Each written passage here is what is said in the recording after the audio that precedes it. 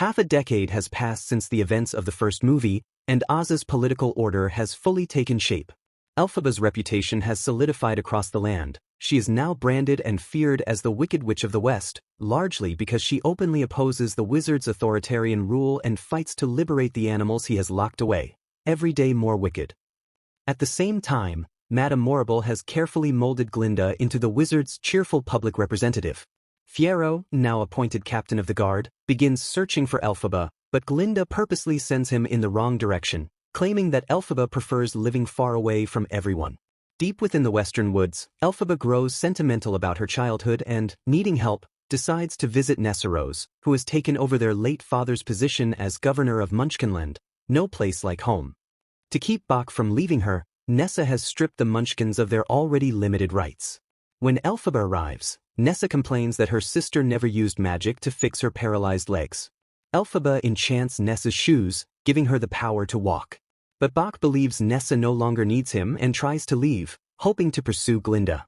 Furious, Nessa attempts a love spell to bind him to her, but she miscasts it, causing his heart to shrink. Elphaba's attempt to undo the damage accidentally turns him into a Tin Man, the Wicked Witch of the East.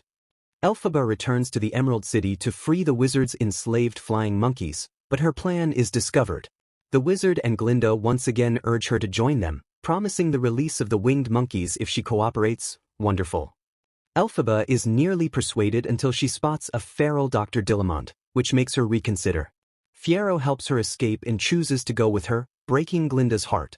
Afterwards, Glinda convinces the wizard and Morrible to draw Elphaba out by spreading the lie that her sister is in danger, but once Glinda leaves, Morrible instead proposes bringing about a change in the weather. I'm not that girl. In the forest, Elphaba and Fiyero finally confess their feelings for each other, as long as you're mine. But Elphaba senses something is wrong with Nessarose and rushes off, with Fiyero directing her to hide in his family's abandoned fortress, Kiamoko. When she arrives, she discovers that a tornado conjured by Morrible has pulled a house from the human world and dropped it directly onto Nessarose. Learning that Glinda has given Nessa's enchanted shoes to the home's occupant, a Kansas girl named Dorothy Gale, Elphaba confronts her before she is restrained by the wizard's guards. Fiyero intervenes, sacrificing himself to ensure Elphaba can flee. Back at Kiamoko, desperate to save Fiyero, Elphaba performs a spell from the Grim Eyrie and resigns herself to becoming everything Oz believes she is, no good deed. Later, spurred on by the transformed Bok, the people of Oz band together as an angry mob to hunt her down, March of the Witch Hunters.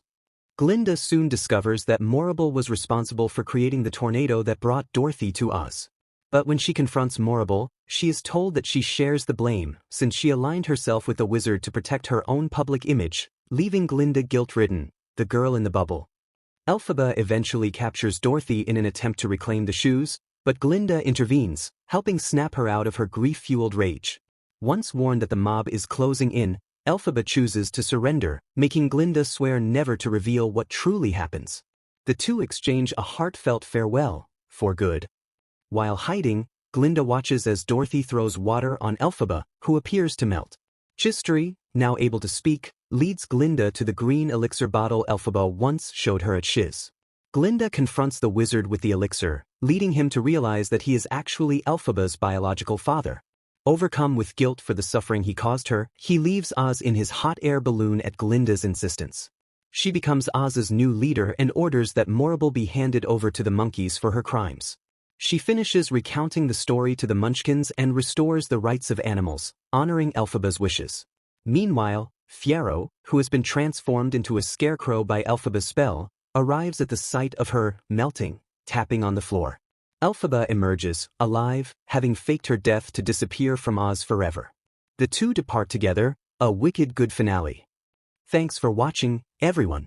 Don't forget to like, subscribe, and drop a comment. Cheers.